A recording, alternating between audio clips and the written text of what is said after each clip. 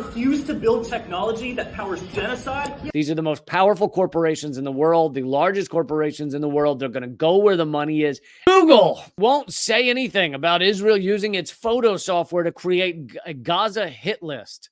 So Google is straight up helping Israel to assassinate and torture Palestinians. The Israeli military has reportedly implemented a facial recognition dragnet across the Gaza Strip, scanning ordinary Palestinians as they move throughout the ravaged territory, attempting to flee the ongoing bombardment and seeking sustenance for their families. The program relies on two different facial recognition tools, according to the New York Times, one made by the Israeli contractor Corsight and the other built into the popular consumer image organization platform offered through Google Photos. So one of the main platforms they're using is Google Photos. An anonymous Israeli official told the Times that Google Photos worked better than any of the alternative facial recognition tech, helping the Israelis make a hit list of alleged Hamas fighters. Well, we already learned that from various articles and various information that this Hamas hit list is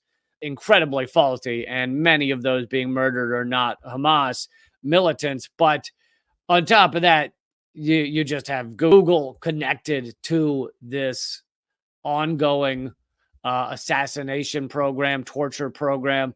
The mass surveillance of Palestinians has caught up thousands of Gaza residents since the October 7th attack, many of those arrested or imprisoned, often with little or no evidence, later said they had been brutally interrogated or tortured. And it gets worse. That's not the end of it. Here's from Time magazine or whatever, Time website. What do you call it? Time.com. Google workers revolt over a $1.2 billion contract with Israel. And I brought you this video at the time. It had gone viral of a Google employee standing up in the middle of a conference. I refuse to build technology that powers genocide. And saying he would not be part of apartheid. He said no tech for apartheid. And of course, it's more than just apartheid now. It's genocide as well. So they start off by telling that story again. Google's managing director for Israel, Barak Regev, was addressing a conference promoting the Israeli tech industry when a member of the audience stood up in protest, said, "I'm a Google Cloud software engineer. I refuse to build technology that powers genocide, apartheid, or surveillance,"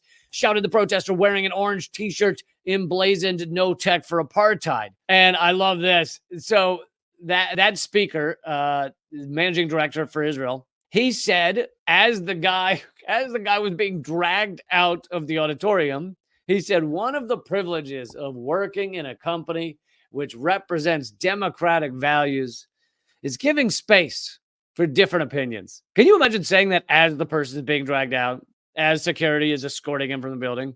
But then on top of that, 3 days later, Google fired him. Oh, really? Do you have space for different opinions as you fire the guy? Oh, these people are so full of shit. It's so infuriating. Hatfield was his name, and he's part of a growing movement inside Google that is calling on the company to drop Project Nimbus, a $1.2 billion contract with Israel, jointly held with Amazon. Oh, it's just friends helping each other. Amazon and Google making love. How beautiful is that? Making love so they can help genocide.